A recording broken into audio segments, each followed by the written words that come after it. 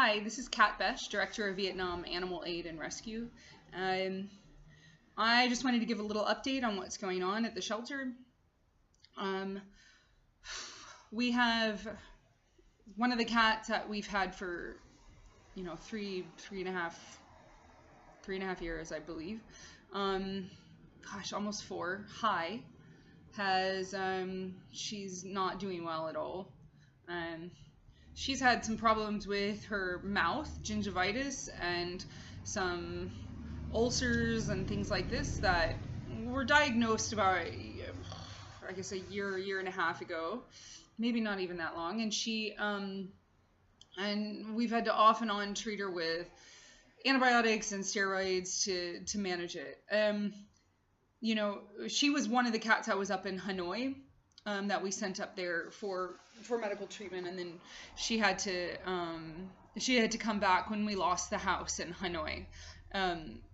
She was one of the cats that really needed to be near vets because of this problem with her mouth, which I should point out in most countries isn't a problem. In developed countries, this isn't really an issue that we deal with. It can be handled much easier, and cats don't normally die from it. But there she is dying from it because we're in Hoi An. Yeah, and the vets there, they don't know how to deal with mouths. I'll give you a really good example about one vet there who's an older guy in his 50s, super nice guy. I'm not going to name him. A very, very dedicated professional for what he does, but completely clueless. And we had him bring us a cat a few years ago, and the cat had been drooling a lot, and so he gave it atropine. And if anybody knows anything about atropine is, there's a lot of things that atropine does, but one of them is it reduces saliva.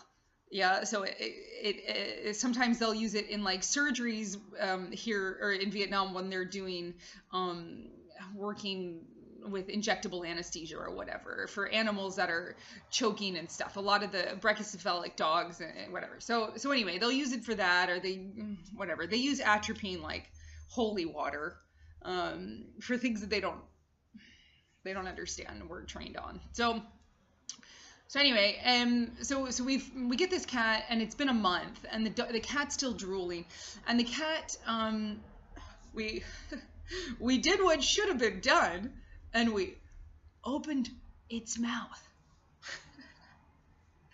Yeah, we looked inside the cat's mouth. Shocking. An exam. And so when we got in there, so this is when Dan was working for us, and Dan had to pull 18 teeth. The cat had a tooth that its teeth were like all like going in different directions. Just had a horrible mouth, and it just really messed up sort of mouth. And one of the teeth had gone through the lip of the cat. Something you would have noticed if you looked at it, instead of just giving it a shot of atropine and saying, good luck. So anyway, we had to remove all these teeth, and did the best we could. There was some that he couldn't get because there's particular equipment that you have to have for a proper tooth extraction for the large teeth, the canines, which should have come out, but we weren't able to get out as a result of whatever. I'm not a vet. I'm not going to give you the specifics. Most of you aren't either. Either way, the point is that in central Vietnam, the ability to do anything with mouths is impossible. Frankly, in northern Vietnam as well, we had, so our cat Squirrel, another one with these problems in her mouth, she needed to have her teeth extracted. As Vet Clinic said, get them out. And we'd known that for a long time. However, they also lack the equipment to handle this particular procedure. Yeah? Squirrel was lucky. Squirrel had been adopted by somebody who microchipped and got the blood tests and everything, and then stopped contacting us for some reason. I don't know why. And so Squirrel was actually ready to fly to the EU. So we had a flight going to Germany, and we got her on a plane. And she was very lucky to encounter vets that actually know what they're doing. Here in Berlin, where I am, the vets are obviously incredible. There's just no doubt about that. And she's here doing not great at the moment because she had to wait so long to get help. That's where our cat Hai is right now. She's had to wait so long to get appropriate treatment that now it's killing her. We can't get her out of Hoi An. We don't have the money. Animals are living day to day on funds. Yeah. Staff, 3 weeks into the month, haven't been paid. What's that like? Yeah? That's not fair. They do everything. We can't take care of them. That upsets me more than anything in the world. You know, we're doing our best and it's obviously not good enough. Yeah. The reason we have to close is for this reason, because there are no vets that can handle this. And I'm pretty fed up with that. So a lot of money is going into Vietnam animal shelters that are not taking into account that the vets have no idea what's going on. And if you're going to rescue animals, you need them. You need good ones. You need ones that have drugs, have equipment, and have training and skills and knowledge. Straight up, they have to know what the hell they're doing. They have to have experience with a lot of different cases, working under other competent vets. Yeah? Do you know what kind of a rarity that is in Vietnam? In the entire public health system in general, that's a rarity. Let's not even get into veterinary medicine. Let's start with that. Yeah? However, the nonprofit rescue world is focused entirely on one thing: sending money to things like dog meat trade issues. Yeah? Okay. Let's talk about dog meat for a minute, because this is where I'm really fucking pissed off. Yeah? Yeah, dog meat's horrible. It is. I'm not going to doubt that. I've been in slaughterhouses. I've been to the restaurants. I've had to look for dogs in them. It sucks. It's disgusting. Have you seen what they do to pigs? And I'm not talking about Vietnam. Look in your backyard. Go to your local supermarket and tell me what they do to the animals there to get them into the little packages that make you disassociate from what's actually happening to those animals. Dog meat is a problem. It is a statistical minority. It is so tiny. And all donors in the Western world are focused on that fact, not understanding the fact that, okay, let's say 5 million dogs are killed for dog meat in Vietnam, okay? That's a horrible number. Every year, 5 million dogs. Okay, how many of those dogs are killed by infectious disease, motorbike accidents, yeah? Going to the vet and getting a wrong drug and being killed from that, yeah? These things are way, way higher. Those numbers, and we don't have the statistics for that, of course. That's something that can't be counted. We can't have wrongful death statistics for dogs in Vietnam, but I can guarantee you, based upon living there for 6.5 years, they far exceed any number for dog meat. Yeah? But what do we want to do? We want to take a dog meat truck off the fucking highways in Vietnam with 500 out of 5 million dogs. This is supported by Soy Dog, Humane Society International, the Asian Canine Protection Alliance, and all of that crap. Fight Dog Meat, all of these organizations that are pushing for getting a dog meat truck off the fucking highway. Yeah? However, who's going to vaccinate them? Who's going to sterilize them? That one facility to hold 500 dogs, which does not exist in Vietnam currently, by the way. There is no place that houses 500 dogs. And there won't be. Yeah? Because if you know anything about Vietnamese property law, you know that having that amount of property is an ungodly amount of money. The legal BS you would have to go for a foreign organization to get that piece of property is batshit crazy.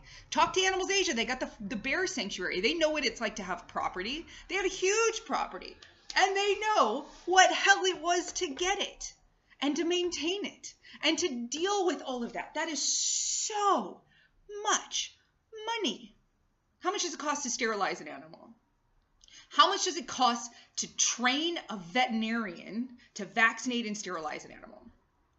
How much money does it take to just provide a veterinary university with a small animal clinic that isn't just 3 drugs and some metal grates that they tie animals down to give them fluids, because that's the only thing they can do to help an animal. Yeah? So you can put your millions into the dog meat trade, but you're not doing damn thing. If you want to take 500 dogs out of a dog meat truck in Vietnam, you have effectively hit 0.01% of all dogs being killed for dog meat in the country, and you haven't done a goddamn thing for the rest of them that are dying from motorbike accidents, from infectious disease, and from malpractice from veterinarians that don't know their ass from a hole in the ground because we won't put any money into them. So you've got the blind leading the blind. The veterinarians aren't trained. They don't have the equipment, they don't have the facilities, they don't have the oversight, they have no regulatory measures to handle their drug usage. They can't access a ton of drugs because of the blacklist for veterinary drugs. But do you guys want to talk about that? No. No. We want to talk about dog meat. Yeah? And here I am I'm in Berlin, luckily, because I would be going way crazier in Hoi An right now. Hai's dying. There's nothing we can do to save her. Nothing. I had a vet clinic for almost 3 years. It's closed because people aren't interested in solutions. I've been real nice about it, I think. Okay, maybe not everybody thinks I've been nice about it, but I'm really not going to be nice about it anymore. I'm really pissed off. I've known Hai since she was, I don't know, she could fit in the palm of my hand. She was just a tiny little thing. She came with her 2 siblings, Mot, Hai, Ba. 1, 2, 3. 3 kittens. They each had their full, solid white cats. They each had one. Mot had 1 spot on her head. Hai has 2. Ba had 3. And Ba died for the same reason that she's going to die. He was unable to access appropriate medical care for his mouth problems. This is not what cats should be dying from. She's a beautiful, wonderful cat. So sweet, has lots of friends. And this is stupid. This is stupid that she's dying from this. And the only answer we have is put her on fluids. Because that isn't going to do diddly. Yeah?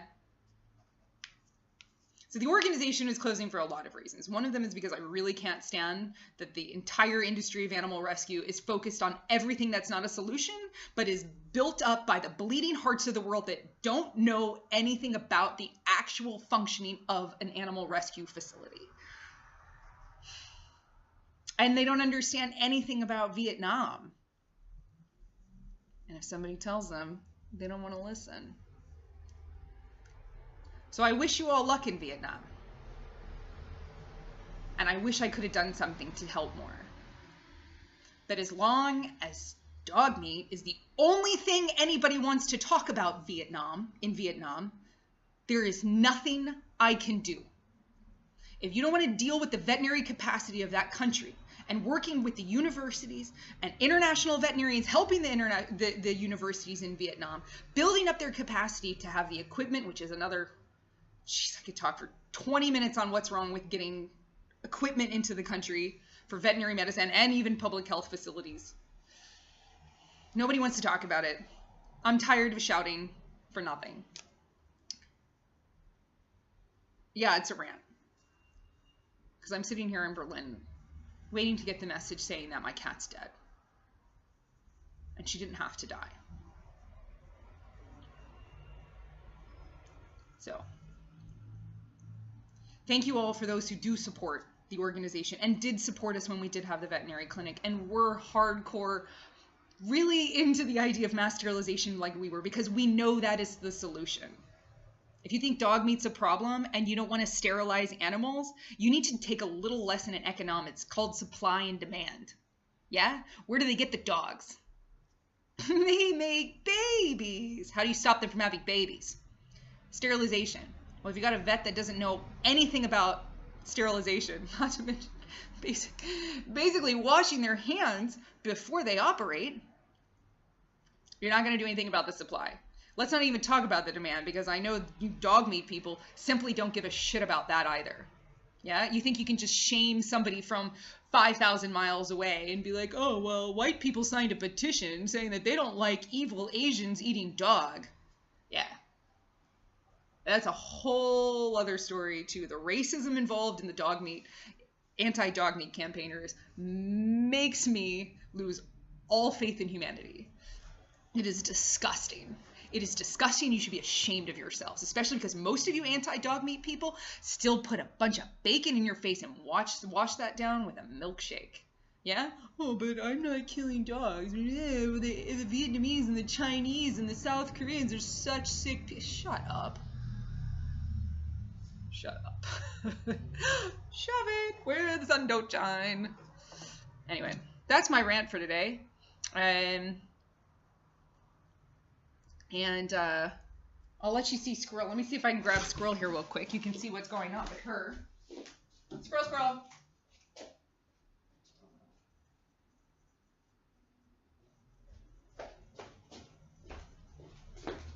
Here's Squirrel. She was my very first rescue in Vietnam. And she's perfect. Look at those little green eyes. I just want to eat them. She enjoys endless kissing. Or I enjoy it. But you can see she's super, super skinny. Super, super skinny. She's lost some hair. But she's doing better. I've been syringe feeding her this week that I'm in Berlin. And while I'm taking care of her foster mommy's kitties as well. And she sleeps with me and we snuggle hard, and she's eating by herself now. She's had severe liver damage from gingivitis that has almost killed her, but I think we're in an upward trend right now. Isn't that right, Squirrel Ball? She's perfect, and she hates me a little bit because I just fed her. So we're trying to get her to gain some weight. Look at the zombie face. Look at this. I love the zombie. I love this zombie. So hopefully the squirrel's gonna pull out of it. And then we'll have an opportunity to address her teeth when she's healthy enough for going under anesthesia for that procedure. But yeah, very first rescue cat. And she was the beginning of it all, honestly, for my time in Vietnam. And she's so lucky to get out and to be able to deal with real vets. But all I ever wanted to do was bring real vets to Vietnam and train real vets in Vietnam that are Vietnamese and go to universities there and have the opportunity to become good at what they do and have the tools and the training and the facilities to be able to make sure that animals have better access to medical care. But I failed at that. And so now we have to close the organization because I can't have a shelter without vets. Because we're just going to sit there and watch them die from these really easy fixes. I can't live like that. So thank you all. Here's my Squirrel Ball. I love her. I love her, I love her, I love her.